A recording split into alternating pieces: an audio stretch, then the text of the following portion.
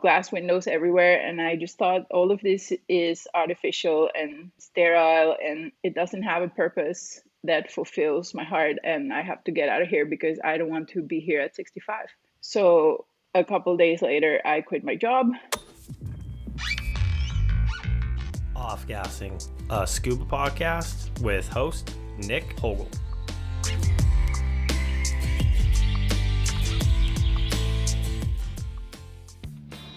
Constantly driven to improve, Tamara Adame has become an inspirational figure. Equal to her path of self-improvement is the improvement of those around her.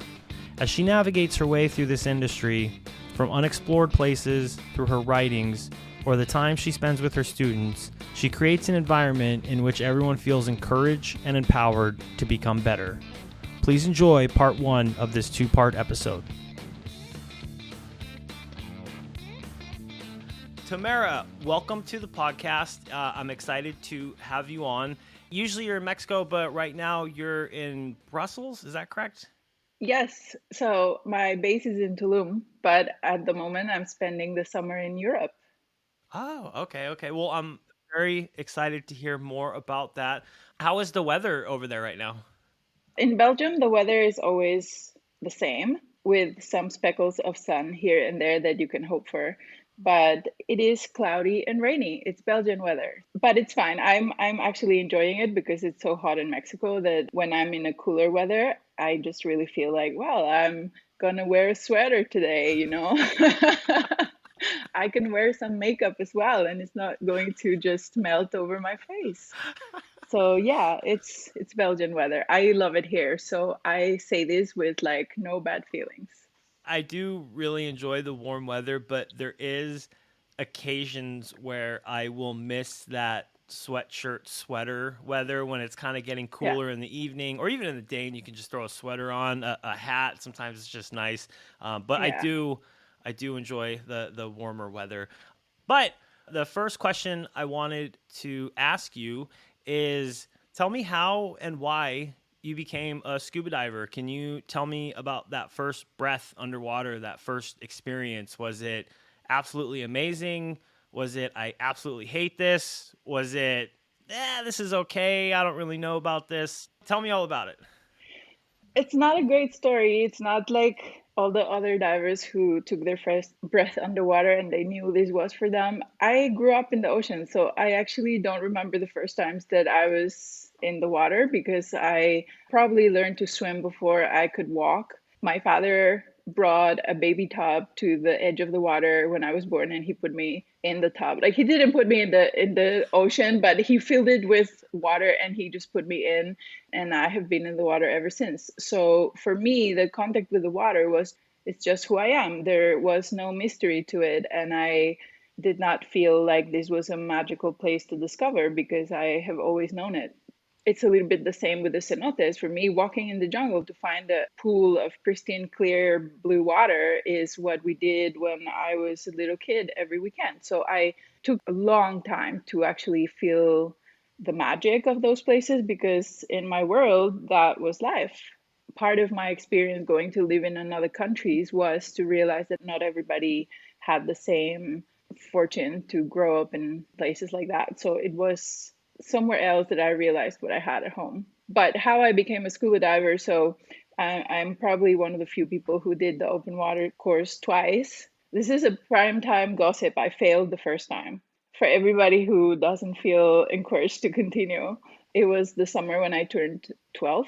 This is almost 30 years ago. And my mom told me, you're going to go scuba diving, go to the beach, find your godfather. He had a little dive shack. I never ever saw another diver there. So I don't know how much diving was actually going on.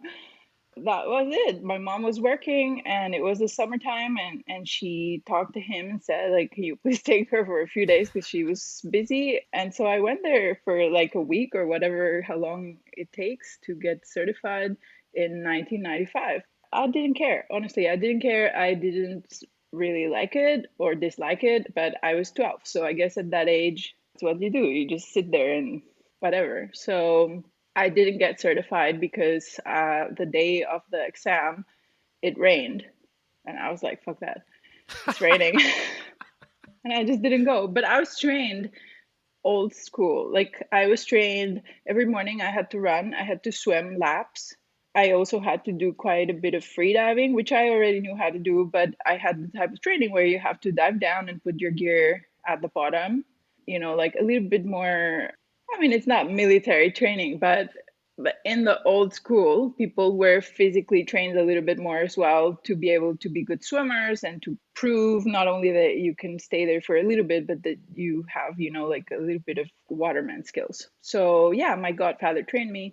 And then what happened and why I continued diving is there was not a big tourism industry, not a big dive industry. Everybody in my village were divers or free divers. So if I wanted to go diving, I just had to go. Nobody ever asked me for a certification card until I was 26 years old.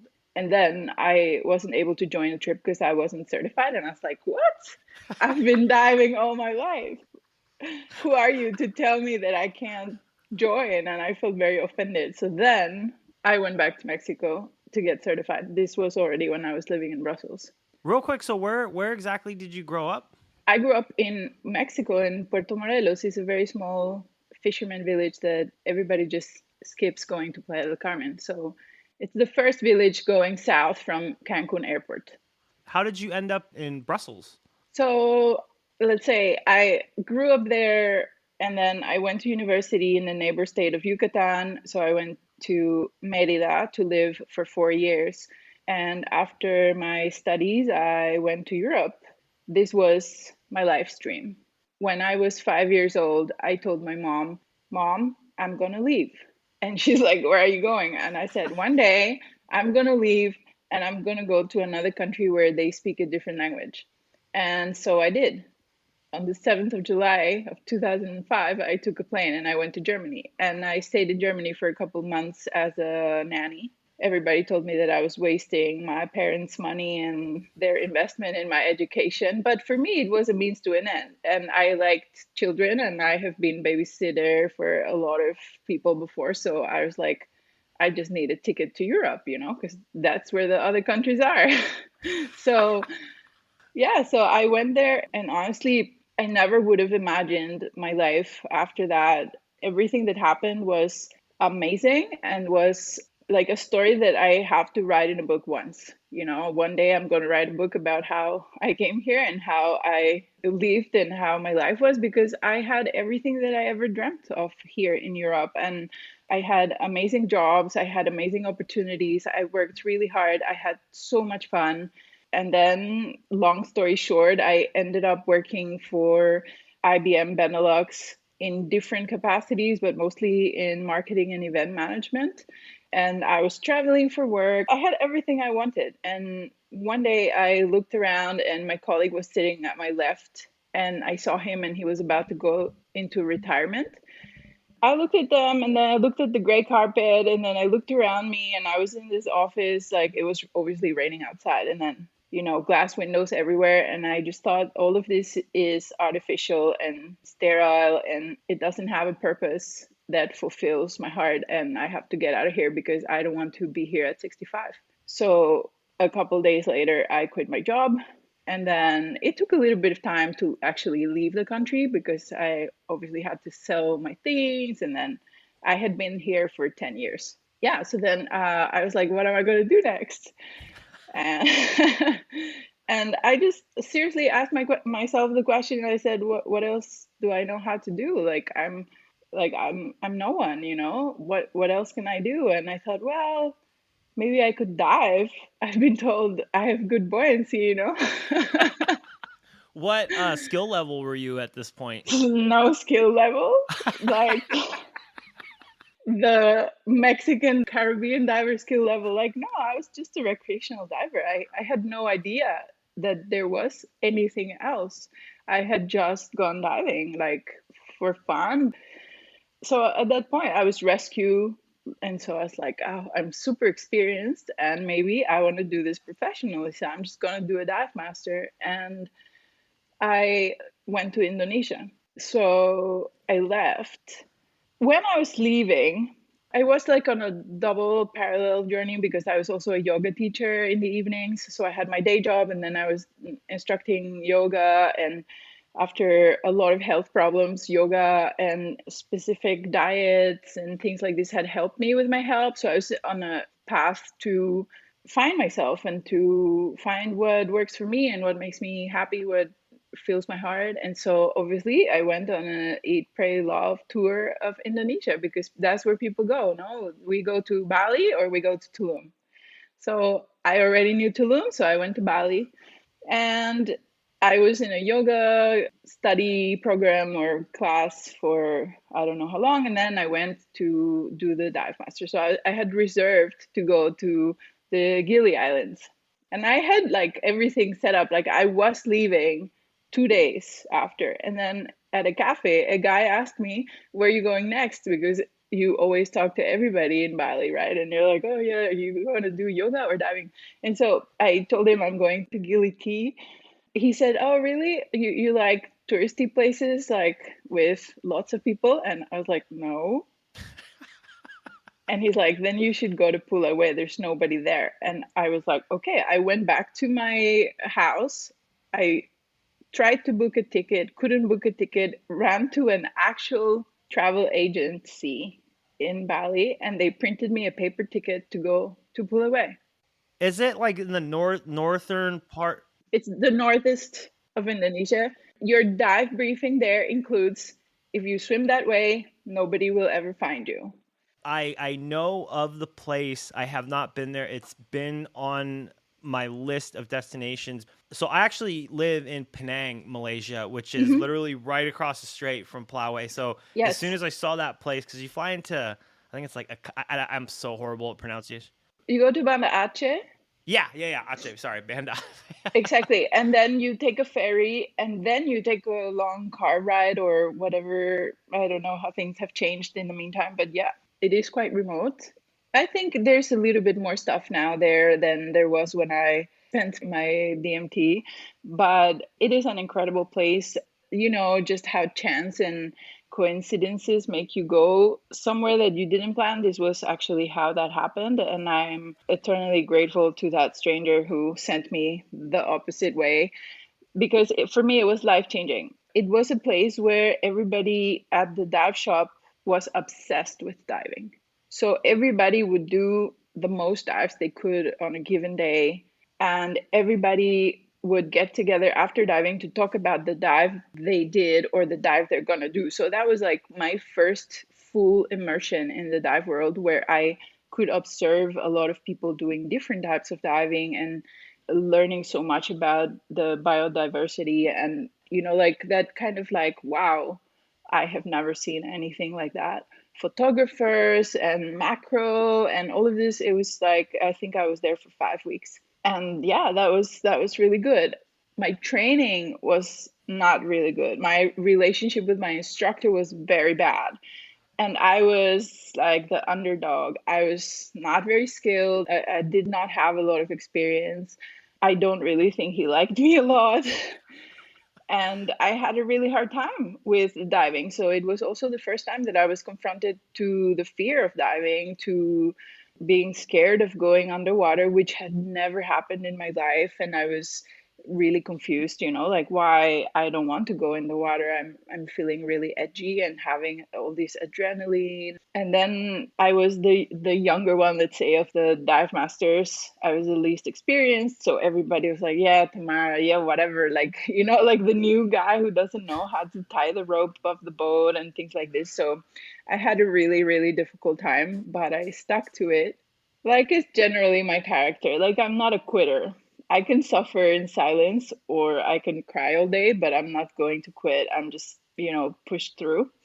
And there were other instructors aside from my own instructor who actually saw something in me and they were willing to teach me. So that's something that I learned that has been really good for my life as well. It's like you have to learn from everybody, not only from the one that is assigned to you. So yeah, so I owe it to the other people who actually supported me and said like, I'm going to teach you how to do this. I'm going to give you some tips or I'm going to explain to you what this is so that you can stop fearing it, no. And the case was with currents. I was terrified. I was completely terrified, and those were the first times in my life where I had hyperventilated, and I had really strong migraines every time that I went diving, and I had a really tough time like physically doing the diving.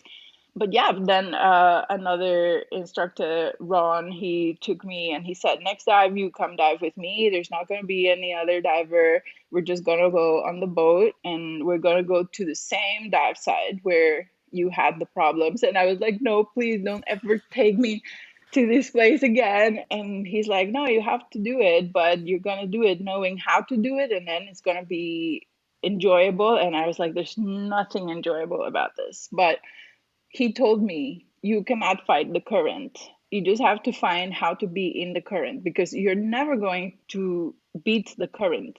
Yeah, this is a fact. The current is stronger than you. But if you take it step by step and you observe what's going on, that you can be safe in the current and then you can be like floating in it or drifting with it, or like he really taught me that. And it's just like sometimes it's what I want to do for people. I want to give them something that it's good for their dive life, and then students go away, you never see them again. But I hope that what I do also sticks with people like that, because a lot of people have done that with me. So yeah, I'm very, very lucky. I've actually heard about the currents are quite strong there from other people. I've done a little bit of current diving and it can be absolutely terrifying. It's nothing like I have ever seen. I have never experienced anything so powerful, even having been in the cold and everything. But the notion of being swept by a current is really scary because you actually don't have an idea where this is taking you or if you will even be able to surface. It's like swallowing you.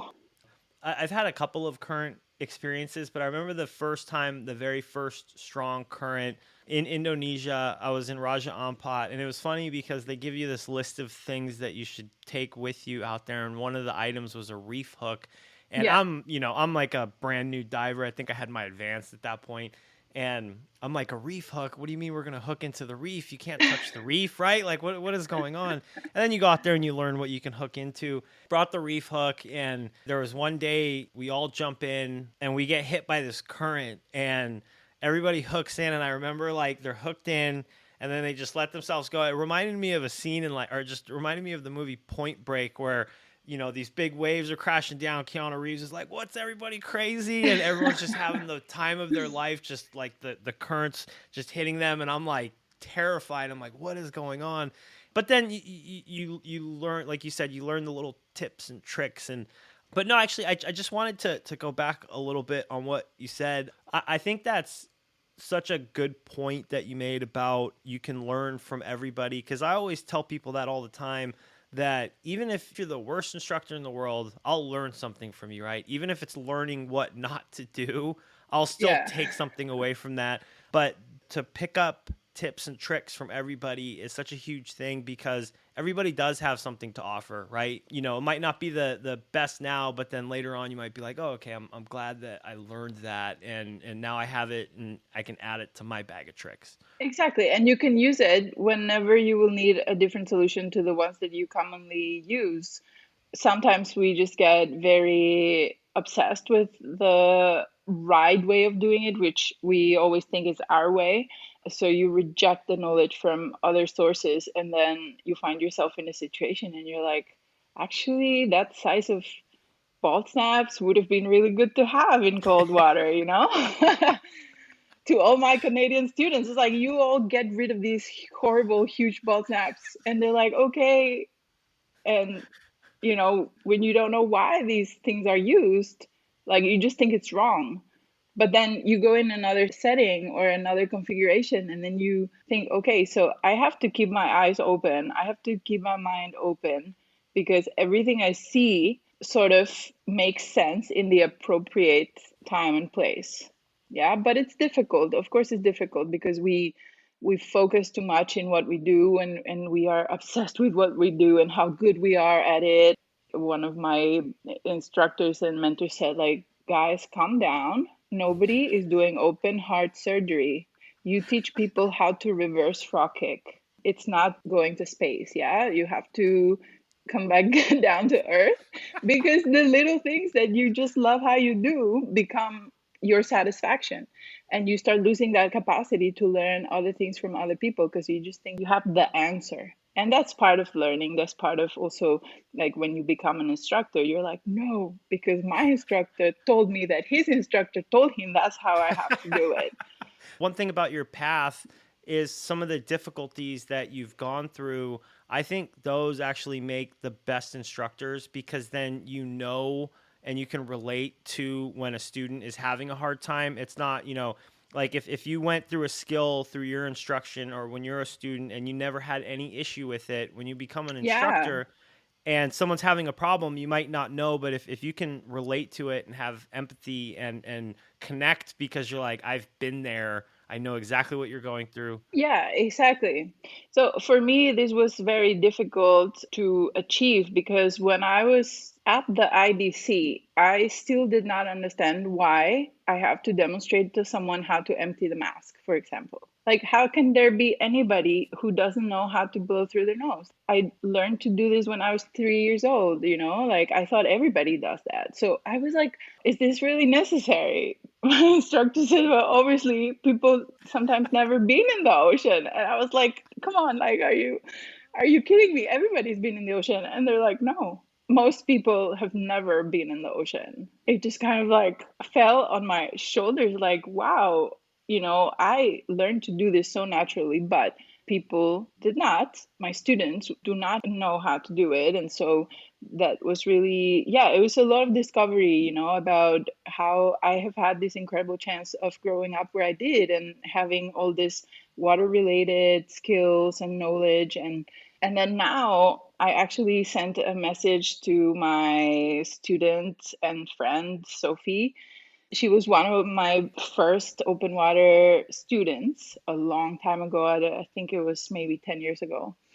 We spent 2 full days just trying to get her to empty her mask. She was a great diver from the beginning, but she could not empty the mask. So I couldn't pass her. So we had to do extra time and stay, after hours and just be there, like with water up to our waist and just putting the head in the water. And it took 2 days.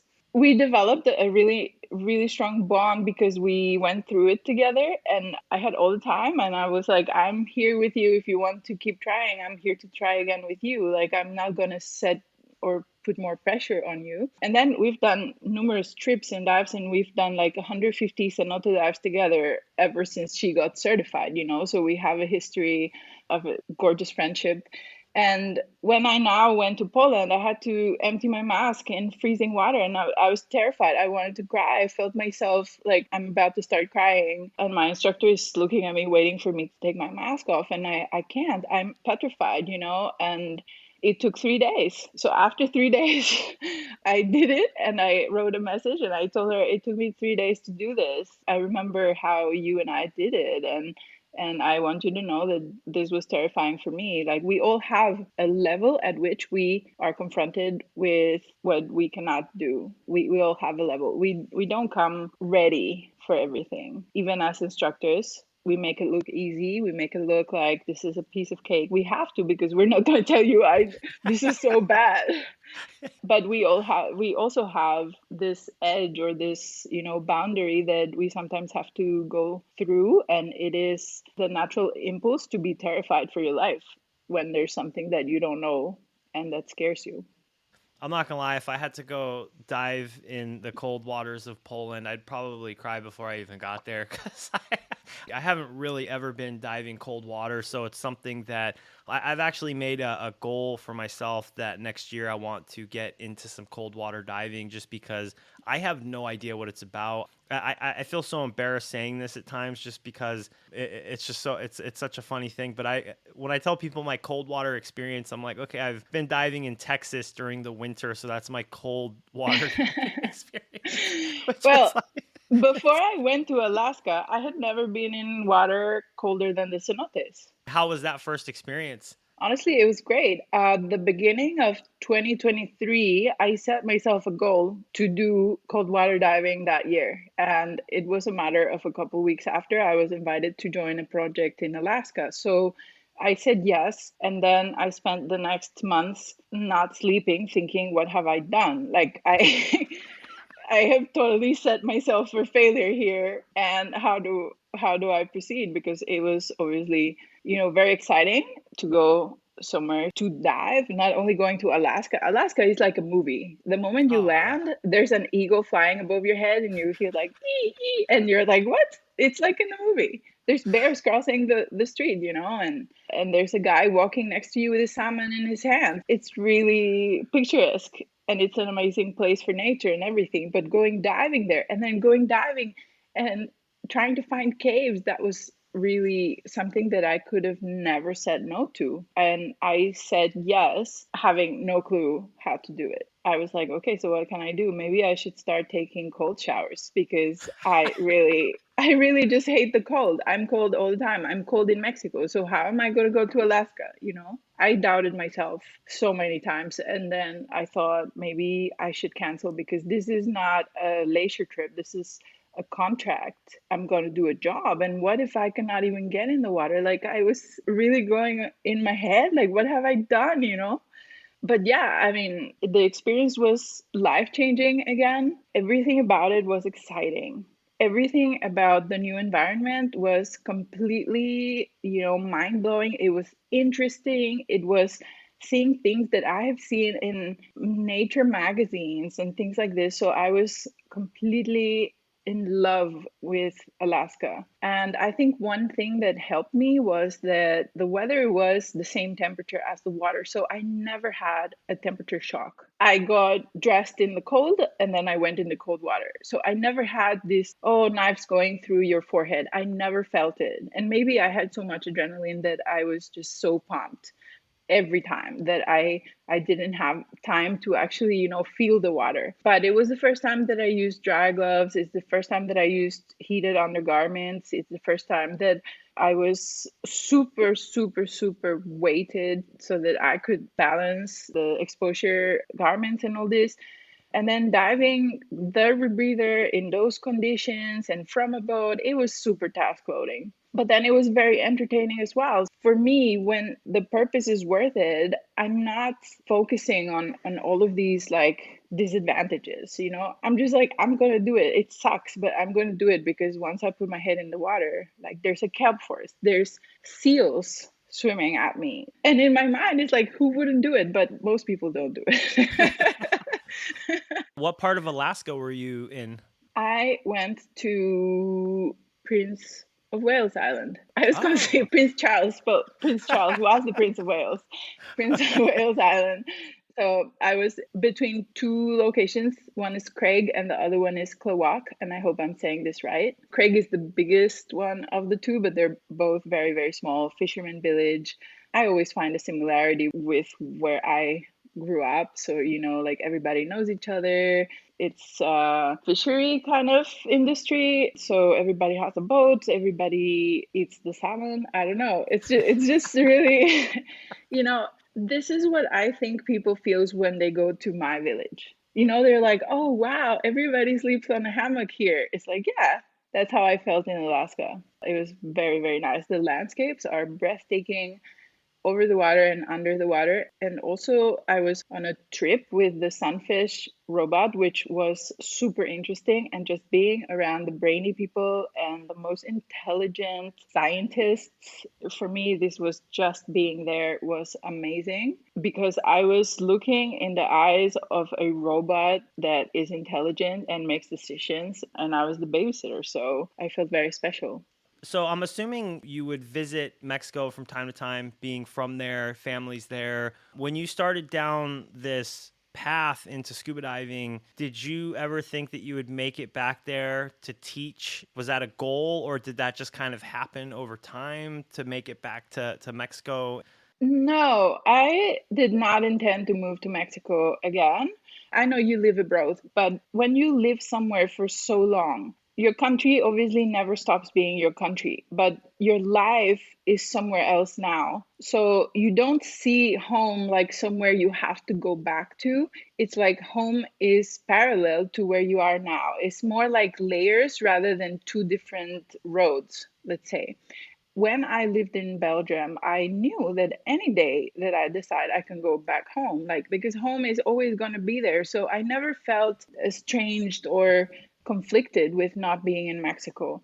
I also have always felt that I match Europe a lot. I am very happy and very free here, and I find a lot of the traits in people, and I identify a lot with Europe. So for me, living here was very natural. I loved it and I was happy. And when I decided to leave, I wanted to stay in Indonesia. I mean, of course, this is a dive podcast, but everybody loves the gossip. So this is how I ended up not staying in Indonesia. When I left Belgium, 2 days before I took my plane, I was sleeping in my friend's couch with my bags packed. Like I had nothing more to do. And I received notice that my citizenship application was going to go through. And I had to be back in May so that I could do the administration process. So I was going to be a Belgian citizen. When I heard this on the phone, I was just like, well, fuck me, because I already left. Like, I already sold everything. What are you talking about? So then I was like, okay, well, I guess we're coming back. Then I went to Indonesia, but I didn't stay because I had to come and do that. I did that. I spent a couple more months doing my administration and then packing things up again in Belgium because, like all this stuff, having lived here for a long time. And then I thought, okay, I want to go back to Indonesia. But at that time, I have already been away from Mexico for such a long time and I was between things. So I was like, I'm going to go and see my parents so that when I leave, then I don't have to come back in 6 months. I'm going to go and do like my family run and spend 2 months with them. So then I can go to Indonesia and stay there for I don't know how long. And they're not going to be missing me that much. That was my plan.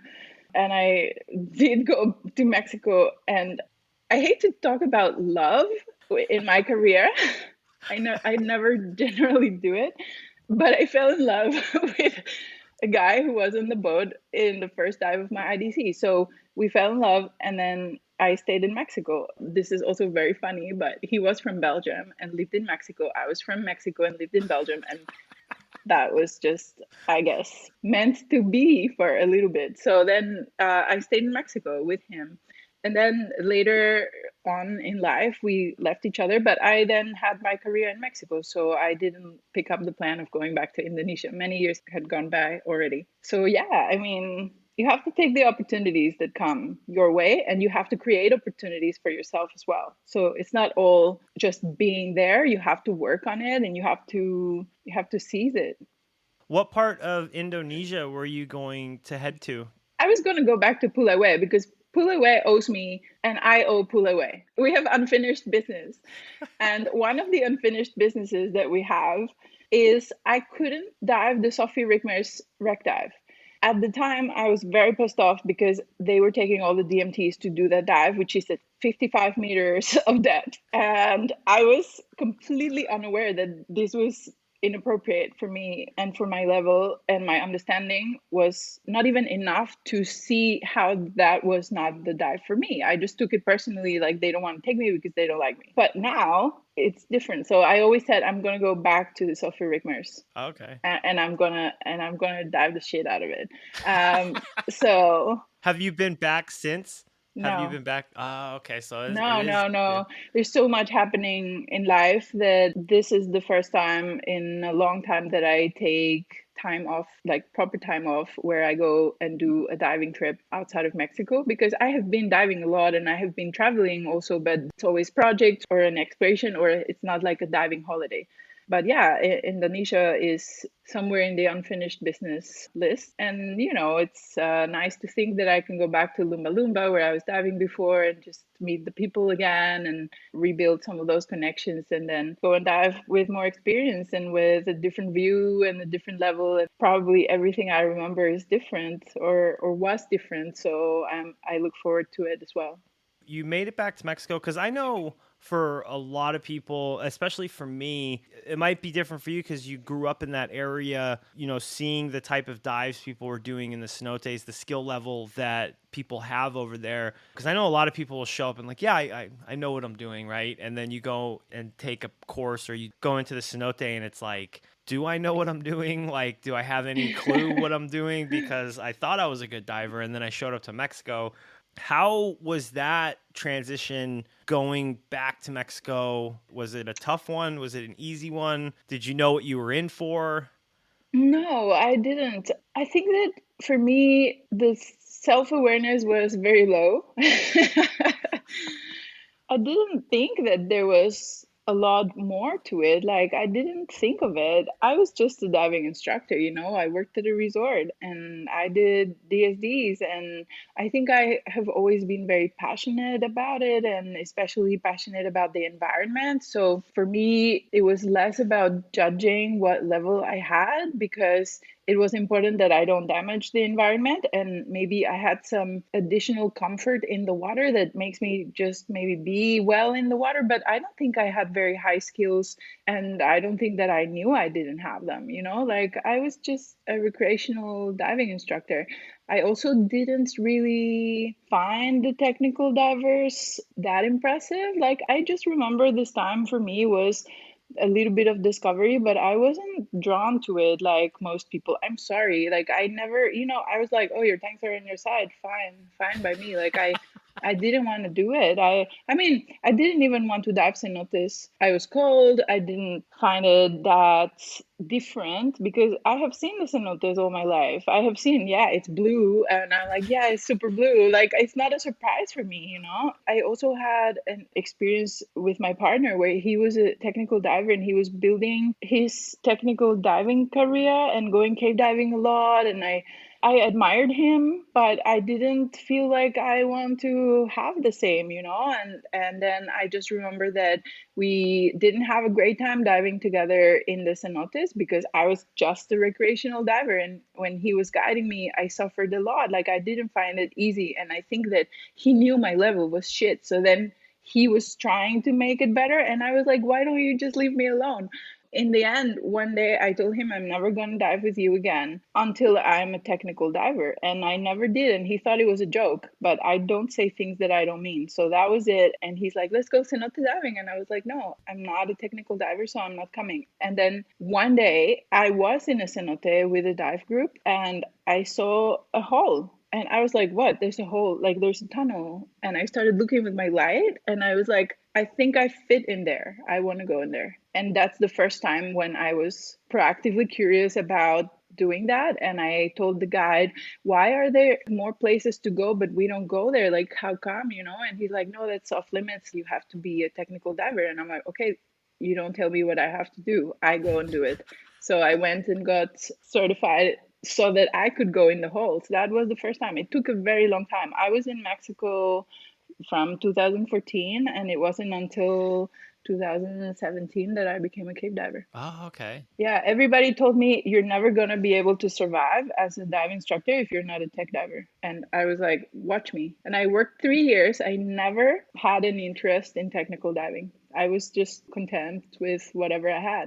And then a friend of mine said, oh, I just became an intro to cave diver and I have to train some students before I do full cave. And I was like, hey, I just saw this hole in Taj Mahal that I want to go in. Like, why don't you show me? And then he trained me. So yeah, that was a start. That was a start. And I did intro, then I waited a year, then I did full cave. And in the meantime, I did some deep diving. So I was kind of for a year working actively on like what you said before, like realizing, wow, my skills are not worth much over here, you know. There's days I still feel. I mean, there's always something to improve, right?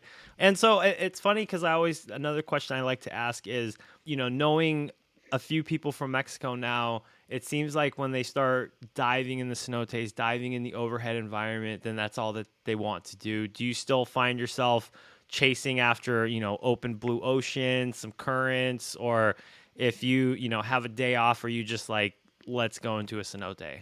For me, it became, how to say, Like the difference was made when the logistics of it became a problem. Yeah, because go ocean diving, like you need obviously a boat and then you need this and that. It's like a different logistics. And up until when I started working for Protect, I was working in different companies or in my own business. And my family has dive boats. So I could go and dive. I was actually working with my father on the boats. He runs the boats. I ran the diving and I used to go take divers or go diving myself whenever I want. I can say I have a boat available. So that's not a problem. But the thing is, when I started diving caves every day was during the pandemic. And during the pandemic, there were no boats. We could not go out. We had to take the boats out of the water. So then I was like, cave, cave, cave, cave, cave. And when the world opened up again, I was already cave, cave, cave. Then it's like, oh, I want to go in the ocean because I love the ocean. And it's not like I stopped going, it's just the ocean is with me. Let's put it that way. Like, I don't need to go diving in the ocean because the ocean is part of my life. I was born there. So I don't feel like I'm betraying it and just becoming a cave diver, like I'm never going to dive in the ocean again. It's not the case. It's just that in my work, it is a different logistic operation. And when I then became a ProTech staff member, they don't do ocean dives. Then my daily life just turned to land diving. But I love diving in the ocean, and I do go when I go on a trip or on a weekend, or sometimes I go to Cozumel with friends and I take the rebreather, or I've been to Mahawal and I've been organizing little trips. I absolutely love it and I still do it. I still go on my boat when I want to go and spend some time with my father and he takes me out and go diving with friends. But yeah, life is mostly busy with cave diving because the focus of my career right now is becoming a full cave instructor. So every day I have to do something to let that happen. But for example, in Alaska, it was all ocean diving. That was fantastic. I've been to Baja, I've been to Cozumel, I've been to Belize, I've been to many places, so Maldives, ocean diving as well, Egypt. So yeah, I absolutely love it. And I just love the interaction with the fish now with the rebreather. This is mind blowing. Like I can just sit there and observe the animals coming and inspecting me and just having this eye contact. So yeah, for sure it's something that I love and want to do more even. Now stabilize a little bit with the teaching, then I can allow for that. The last year has been full on. So how did the opportunity with Protec come up? Obviously, they're very well known in that area, so I'm sure you had known of them. How did that kind of come up? I guess around 2018, 2019 is when I first actually came to Protec. I knew that Protec existed, but I honestly just thought it's the dive shop where we rent the flashlights. Like I've never told this to anyone.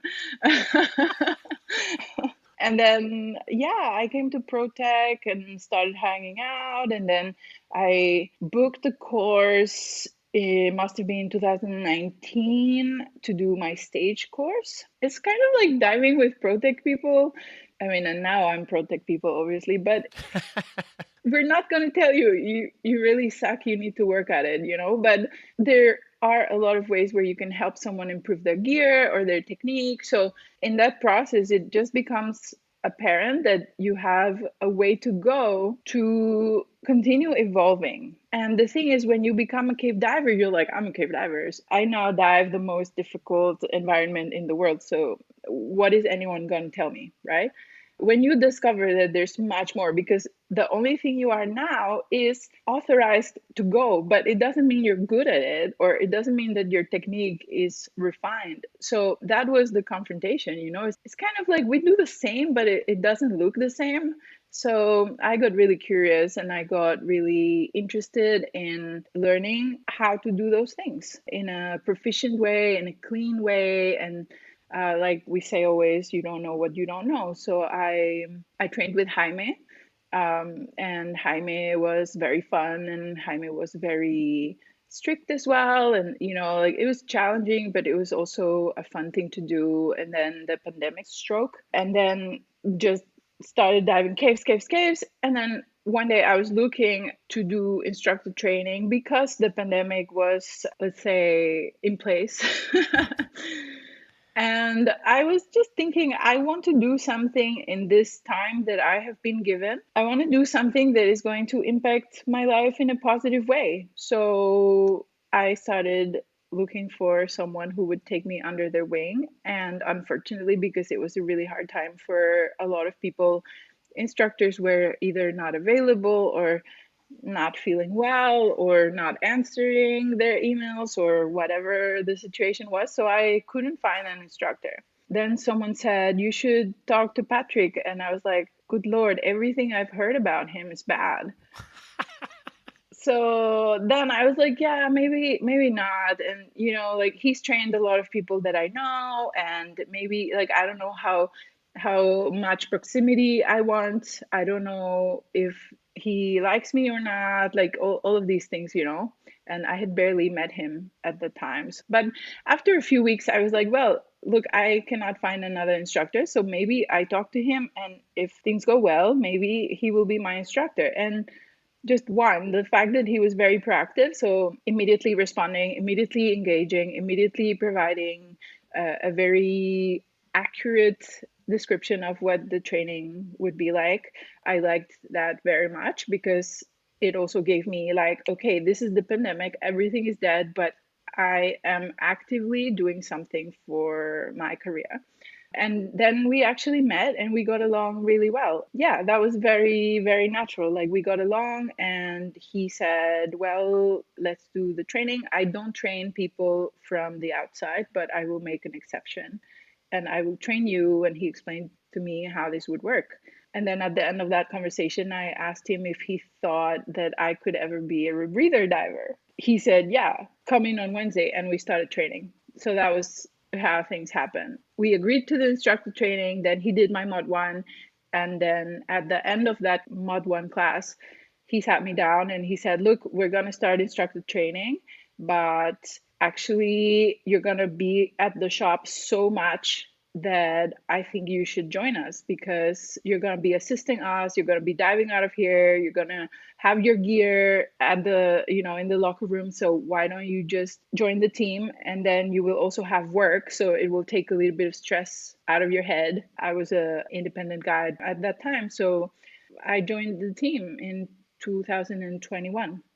I'm gonna have to make a timeline because now you're like Brussels, Puerto Morelos, Protec, what? Indonesia. It's like those CIA agents pinning on a board.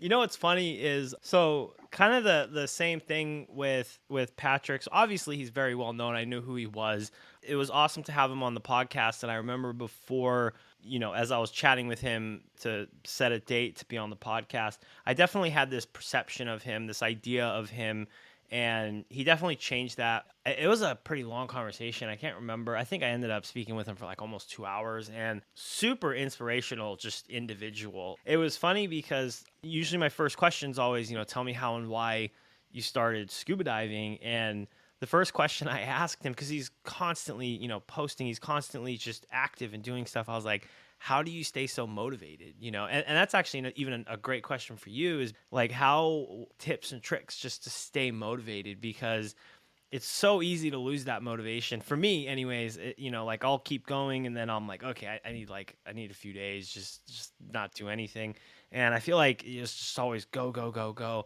It was actually a really amazing conversation, and I didn't get a chance to meet him in person, but hopefully I'll be back in Mexico at some point and be able to meet him. But yeah, that must have been, I'm assuming, just an amazing experience to join the team, such a well-known team, especially. You know what? I didn't know any of that when I joined. I didn't know anything. Yeah, I don't know. I didn't know who he was. I didn't know who Kim Davidson was. I didn't know what Protec was seen from the outside. I had no idea. I feel in a way grateful for that because I went in with no expectations of where I'm entering. And then I realized, what the fuck, where did I sign up? Now, the idea of what I have to match was like, oh my God, I'm inside this giant and I have to match it. But I never saw them like idols because I didn't know. what they had done. I didn't know their stories. I didn't know their accomplishments or explorations or their history. Like I was very,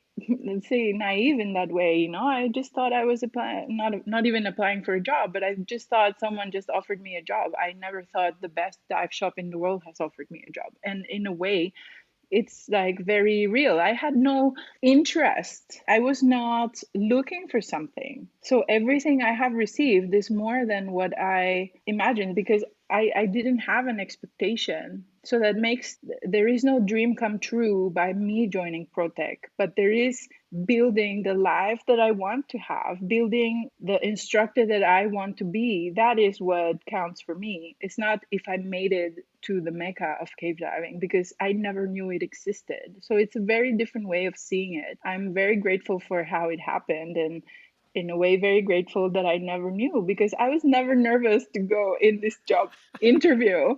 I had no nerves. I was like, you want to give me a job? Why not? It's the pandemic. Who wouldn't take a job, you know? Yeah, yeah, that's a blessing in disguise. Yeah, I was never like a fangirl of Protec.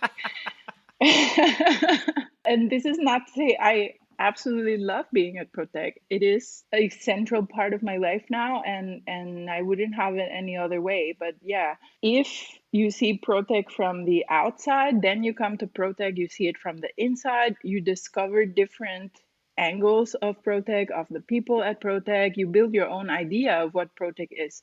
It's different than you just heard all these things, you know, and you build an image that then you have to go and see if it matches. For me, it was rather the opposite. Like I was in and then I saw it from the inside. And then I was like, okay, so I guess now we're here and we're going to make it. And I'm very proud to belong to such a group of people, such a team. I'm also very proud that I'm a woman. I'm a Mexican woman. So, in a way, I am in a minority from many angles. I am a minority.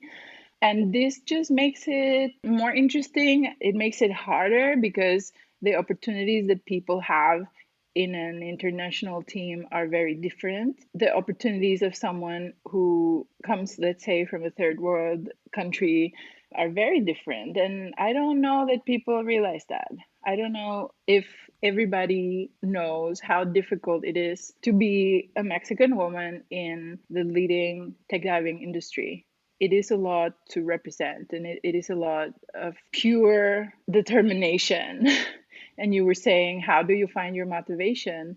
Honestly, I don't have to find it. The motivation finds me. I wake up in the morning, I have to do what I have to do. I don't have a question in my head if I'm going to do it. I don't remember moments where I'm not motivated, honestly, in general in my life, but I think this is just how I process the outside world. Even in very difficult moments of my life, I don't remember that I would sit and think, I don't feel motivated. Like, I feel many other things, but not motivated is not one of them.